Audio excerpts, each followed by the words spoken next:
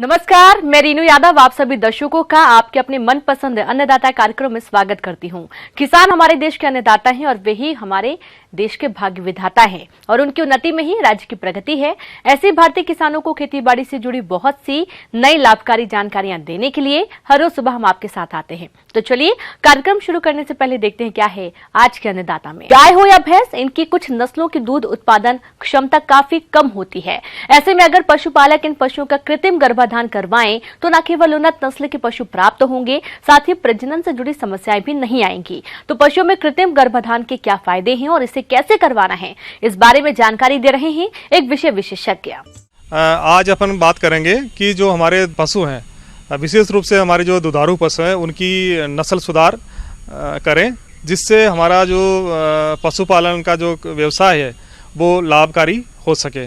इसमें ये ध्यान रखें जो हमारा पशु है वो उसको कृत्रिम गर्भाधान के माध्यम से हम उसकी नस्ल को सुधार सकते हैं। दुग्ध उत्पादन बढ़ाने का सर्वोत्तम उपाय नस्ल सुधार है, जिसे पशुपालन की आधुनिक तकनीक अपनाकर किया जा सकता है। इसमें कृत्रिम गर्भाधान भी शामिल है। पशुपालक को इस बात का खास ख्याल रखना चाहिए कि पशु को समय से गर्भ धारण कराएं। ब्याने के बाद 2 से 3 महीने के अंदर दोबारा पशु गाभिन हो जाए और बच्चा देने का अंतर 12 से 13 महीने से ज्यादा न हो। ये तभी संभव है जब गाय भैंस को भरपूर संतुलित आहार मिले और उनकी प्रबंधन व्यवस्था अच्छी हो। गाय भैंस के ब्याने से 2 महीने पहले उसका दूध सुखा देना चाहिए। दूध सुखाने के लिए 15 से 20 दिन पहले से थनों से धीरे धीरे कम दूध निकालें। इस प्रकार से दूध सूख जाता है। इन 2 महीनों में पशु को पौष्टिक दाना मिश्रण देना चाहिए। इस अवस्था में जितनी अच्छी देखरेख होगी, उतना ही ब्याने के बाद अच्छा दूध उत्पादन लंबे समय तक प्राप्त होगा। किसान भाइयों, एक दुधारू पशु की दूध न देने की अवधि जितनी कम होगी, पशुपालक के लिए उतना ही फायदेमंद होगा। इसके लिए जरूरी है कि ब्याने के 8 से 12 हफ्ते के अंदर गाय भैंस को दोबारा गाभिन करा दिया जाए। यदि पशु इस अवधि में गर्म न हो तो उसे गर्मी में आने की दवा देनी चाहिए। किसान भाइयों, जो कृत्रिम गर्भाधान है उसमें मुख्य रूप से जो प्रजनन का सही समय बहुत ही महत्वपूर्ण है। इसमें किसान भाई ये ध्यान रखें कि जो हमारा पशुओं का झुंड है उसमें हम 2 तरह के सांड रखते हैं। जैसे एक आपका टीजर बुल है, जो हमारे जो पशुओं का झुंड है, जो हमारा हेड है, उसमें ये डिटेक्ट करता है, ये पता लगाता है कि ये हमारा गाय गर्मी में है, इसी प्रकार हमारी जो ये बच्चियाँ गर्मी में है। तो ये सबसे पहले हमको ये पता होना चाहिए कि हमारा पशु वास्तव में गर्मी में है या हीट में है या नहीं। उसके बाद किसान भाइयों, आपके जो उन्नत नस्ल के सुधार के नियम के अनुसार हमारे जो भी पशु चिकित्सक हैं या जो हमारे कार्यकर्ता हैं जो पशु चिकित्सक है, उनको आप उनकी मदद से आप उनको कृत्रिम गर्भाधान के लिए बुला सकते हैं, उनका सहयोग ले सकते हैं। तो उसमें मुख्य रूप से ये ध्यान रखें कि जो हमारा सीमन है, जो पशु का गर्भित कराने वाला जो वीर्य है वो उत्तम सांड का होना चाहिए। तो उनको हम प्रयोग में ला सकते हैं। और उसमें जो कृत्रिम गर्भाधान में जो अपनाई जाने वाली प्रक्रिया है, उसमें मुख्य रूप से हमारे पशुपालक भाई ये ध्यान रखें कि सबसे पहले जो हमारी ब्रीड का चयन करें। उसके बाद उसका जो सीमन एक्स्ट्रा है उस पर उसकी जो उस पर तारीख लिखी होती है उसको चेक करें कि कब ये इसकी पैकिंग हुई है। इसी प्रकार उस एक्स्ट्रा को जो हमारा लिक्विड नाइट्रोजन का जो हमारा सिलेंडर है जो है उसमें से निकालें। उसके बाद एक थाविंग की प्रक्रिया होती है कि जो हमारी एक्स्ट्रा है उसको आप सामान्य वातावरण में जो हमारा नॉर्मल टेम्परेचर है उसके अनुसार उसको लाएं। पहले गर्म पानी करें, उसमें उसको एक्स्ट्रा को उसमें डालें, उससे ये थाविंग की प्रोसीजर पूरी होगी। इसके बाद किसान भाई मुख्य रूप से जो कृत्रिम गर्भाधान के लिए पशु को अच्छी तरह बांध दें या सो हमारा सर्विस क्रेट है उसमें खड़ा करें। उसके बाद उसको जो उसका गुदा द्वार है वहाँ से जो एनिमल डंग है, जो गोबर है, उसको निकालें। और उसके बाद जो आपकी जो इंजेक्टर गन है उसको उसके माध्यम से एक्स्ट्रा का जो सीरा पहले आप कैंची से काटें।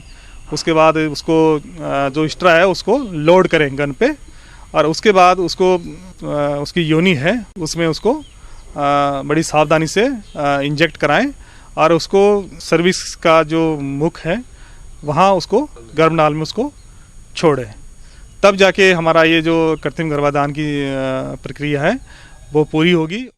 वीर्य सेचन के बाद जल्दी ही गर्भ परीक्षण आर्थिक दृष्टि से महत्वपूर्ण है।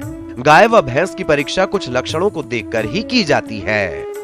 परंपरागत विधियों में मादा को देखकर गर्भ का अनुमान लगाना, पेट थपथपाना, प्रजनन अभिलेख, वीर्य सेचन के बाद मद में न आना आदि शामिल है। पशुपालक को इस बात का खास ख्याल रखना चाहिए कि पशु को समय से गर्भ धारण कराएं। खेती में रासायनिक उर्वरकों और दवाओं का प्रयोग हर साल बढ़ता ही जा रहा है। रसायनों से उत्पादित फल, सब्जी या अनाज आज लोगों की सेहत को खराब कर रहे हैं। लखनऊ की रहने वाली अल्पना जोशी एक पढ़ी लिखी महिला हैं, लेकिन रसायन युक्त उत्पादों से तंग आकर इस समय वह जैविक खेती करने लगी हैं। तो आइए जैविक खेती पर इनके अनुभव जानते हैं। देखिए, हमें समझना होगा कि ऑर्गेनिक खेती is the need of the time. किसके लिए? एक हमारे ह्यूमंस के लिए और दूसरी चीज हम एनवायरनमेंट के हेल्थ के लिए। सो बेसिकली हमारा human health and environment health. जैसे हम सबने सुना है, हम बोला जाता है कि we are what we eat. हम इंसान बनते हैं उस चीज से जो हम खाते हैं। तो हम आज अपने अंदर क्या डाल रहे हैं?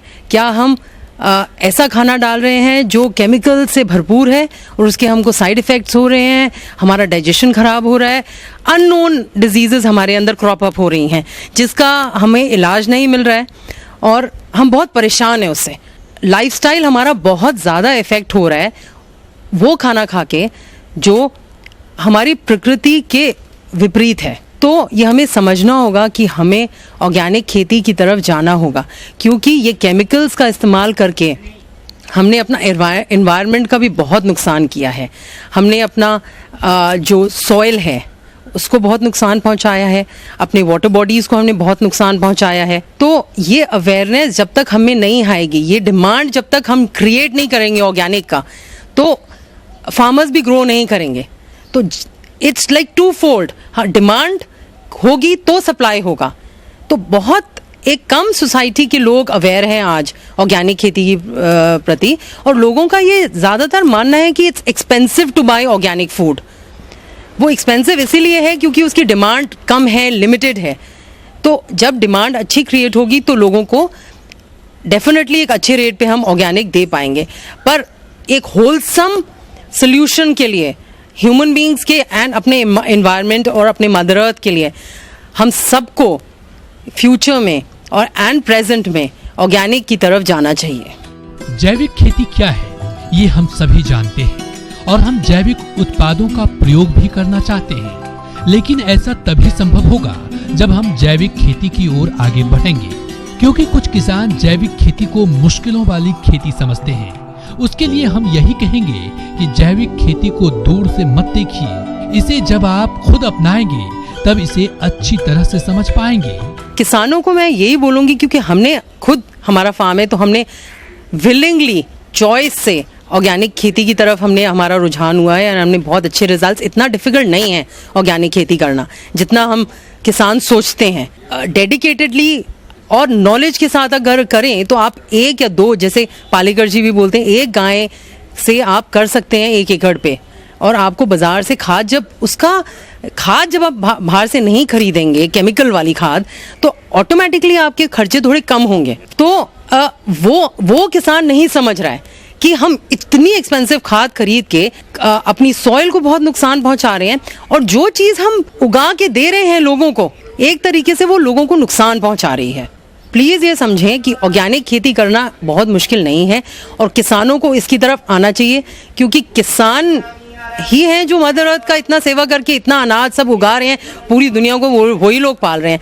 तो उनको एजुकेट होना बहुत ज़रूरी है ऑर्गेनिक के प्रति। तो मुझे नहीं लगता कि डिफ़िकल्ट है ऑर्गेनिक करना।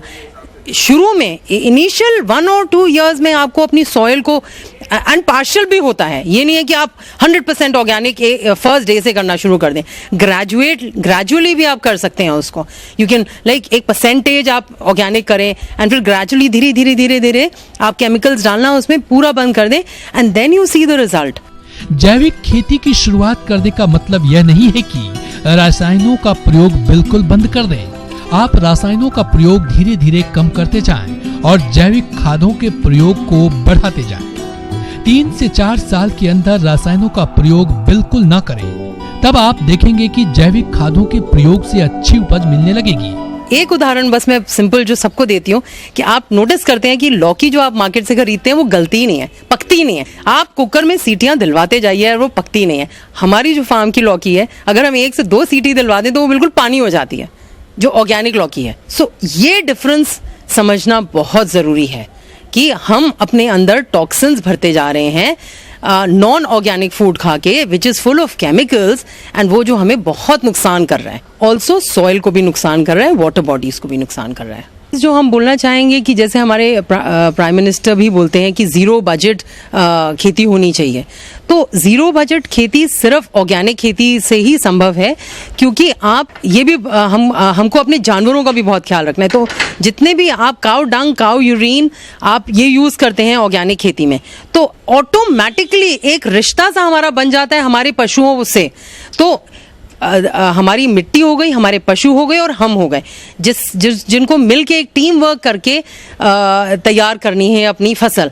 तो ज़ीरो बजट इसलिए कहा गया है क्योंकि आप जो केमिकल खाद की जगह आप काउ डंग से अपना मैन्योर आप तैयार करते हैं अपने ही फार्म पे, which is very very easy to do, and बहुत उसमें कोई खर्चा ही नहीं आता, क्योंकि आपको काउ डंग फ्री में मिल रहा है, काउ यूरिन आपको फ्री में मिल रहा है। आपकी गायों का और जो भी आपके पशु हैं उनका आप पालन वैसे भी करते ही हैं, तो वो तो फ्री में आपको मिल ही रहा है, उसको ही आपको वापस डालना है।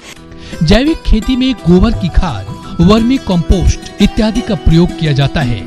इसके अलावा खड़े फसलों में जीवामृत खाद का प्रयोग किया जाता है, जिनसे फसल को जरूरी पोषक तत्व उपलब्ध होते हैं। इसके अलावा कई तरह के जैविक कीटनाशक भी हैं, जिनको आप खुद तैयार करके प्रयोग कर सकते हैं। जैविक विधि से जैविक खाद कीटनाशकों के प्रयोग से खेत में केंचुओं, सूक्ष्म जीवों और मित्र कीटों की संख्या बढ़ती है, जो कि उपज में वृद्धि करते हैं। किसान भाइयों, जैविक खेती में प्रयोग करने के लिए कई जैविक एजेंट भी बाजार में उपलब्ध हैं, जैसे कि ट्राइकोडर्मा, एनपीवी, नीम का तेल, बीटी इत्यादि। ये फसलों में न केवल रोग कीटों का प्रबंधन करते हैं, बल्कि फसलों को अन्य कई तरह से फायदा पहुंचाते हैं। हमारी नेचर जो है एक साइकिल में चलती है।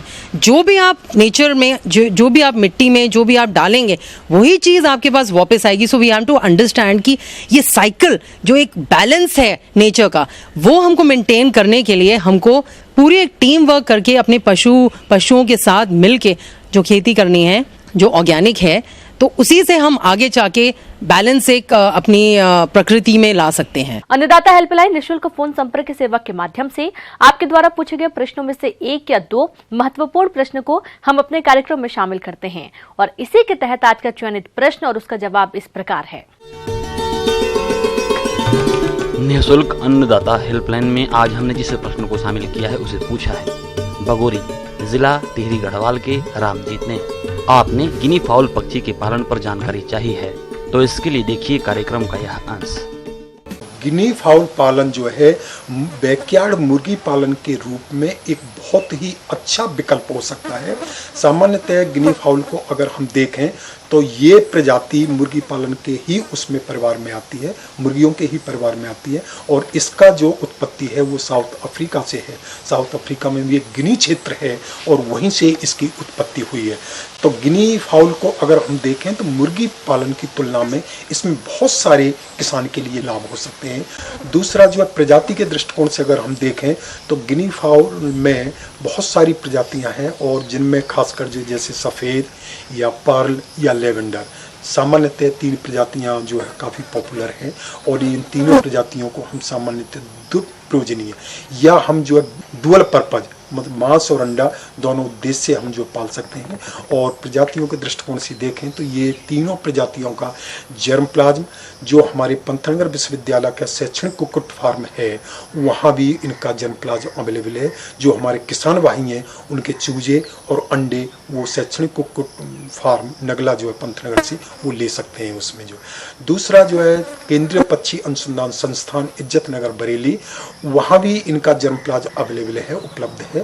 और इज्जत नगर जो संस्थान है उसने इन प्रजातियों में संकरण करके कुछ नई स्ट्रेन और विकसित की हैं, जिनको हम जो है बहुत सारी जो रूरल एरिया या ग्रामीण क्षेत्रों की जो विषम परिस्थितियां हैं उनमें हम आराम से बैकयार्ड के रूप में हम जो है उनको पाल सकते हैं और अच्छा उत्पादन ले सकते हैं उसमें।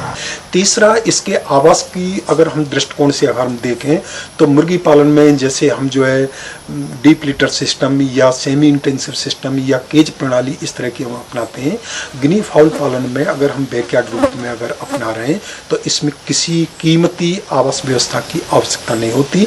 इसमें हम खुले में आराम से इनको ग्रेजिंग करके हम जो आराम से रख सकते हैं। किसान भाइयों, यदि गिनी फाउल पक्षी को दिए जाने वाले आहार की बात की जाए तो इसे ब्रायलर के दिए जाने वाले राशन एवं चराई पर पालते हैं, जिसमें प्रथम सप्ताह प्रति पक्षी प्रतिदिन 5 ग्राम, दूसरे से चौथे सप्ताह 10 ग्राम, चौथे से छठवें सप्ताह 15 ग्राम, छठवें से 8वें सप्ताह तक 20 ग्राम, 10 से 12 सप्ताह तक 25 ग्राम, 12 से 14 सप्ताह तक 30 ग्राम और 14 से 16 सप्ताह तक 32 ग्राम ब्रायलर राशन दिया जाता है। उसमें जैसे छोटे स्तर पर अगर हम गिनी फाउल पालन कर रहे हैं तो इसमें किसी भी प्रकार के संतुलित या कीमती आहार की आवश्यकता नहीं होती है। इसको हम जो है भेड़ बकरियों की तरह, जैसे हम भेड़ बकरियां चुगा करके पालते हैं, उस तरह हम एक छोटे समूह में 20, 25, 30 गिनी फाउल जो है हम ग्रेजिंग करके उनको हम आराम से पाल सकते हैं। दूसरा, इसके आहार की जो आवश्यकता है ये बहुत सारी लगभग 70-80% तक आहार की आवश्यकता बाहर से बहुत सारी चीज़ों को चुक करके, खासकर जैसे बरसात में घोंगे या और दूसरे जो कीड़े मकोड़े हो जाते हैं उनको चुक करके ये अपने आहार की आवश्यकता पूरी कर लेती है। उसमें जो है बीमारी के दृष्टिकोण से अगर हम देखें तो गिनी फाउल जैसे बटेर में किसी भी घातक बीमारी की समस्या नहीं होती, उसी प्रकार जो है मुर्गियों की तुलना में गिनी फाउल में किसी भी विषाणु जनित या किसी भी जीवाणु जनित घातक रोग की कोई संभावना नहीं होती। और इस दृष्टिकोण से हम ये कह सकते हैं कि गिनी फाउल वास्तव में मुर्गी पालन का एक बैकयार्ड के रूप में बहुत ही एक अच्छा विकल्प है। अच्छा मतलब जो है अल्टरनेट है। उसमें किसी भी रानीखेत फाउल पॉक्स या मेरेक्स या गम्मोरो इस तरह की कोई भी बीमारी के होने का इसमें खतरा नहीं रहता। दूसरा, इस पक्षी को अगर हम देखें गिनी फाउल को तो बेसिकली ये सीजनल ब्रीडर पक्षी है और इसमें जो अंडा उत्पादन है वो एक सीजन के हिसाब से होता है। इसमें मार्च अप्रैल में अंडा शुरू होता है, अंडा उत्पादन शुरू होता है और उधर सितंबर एंड तक जो है इसमें अंडा उत्पादन चलता है। और एक सीजन में एक पक्षी से लगभग 100 से 110 या 115 अंडे जो है हमें एक सीजन में एक मादा पक्षी से हमें मिल जाते हैं। हम यह उम्मीद करते हैं कि आज का कार्यक्रम आप सभी दर्शकों के लिए उपयोगी रहा होगा। किसान भाइयों, अन्नदाता आपकी सेवा के लिए संकल्परत है। कृषि संबंधित समस्या एवं सुझावों के लिए आप हमें इस पते पर संपर्क कर सकते हैं। प्रोड्यूसर अन्नदाता news 18 Uttar Pradesh, Uttarakhand, Ramoji film city, Hyderabad 501512। साथ ही आप हमें ईमेल भी कर सकते हैं। हमारा ईमेल है p18annadata@nw18.com। और इसके अतिरिक्त आप हमें निःशुल्क हेल्पलाइन नंबर 180041922155 पर सोमवार से शनिवार सुबह 10 से शाम 4 बजे के बीच संपर्क कर सकते हैं। अब आइए देखते हैं कल दिखाए जाने वाले कार्यक्रम की मुख्य झलकियां। कटहल के बागों से अधिक उपज के लिए जरूरी सुझाव।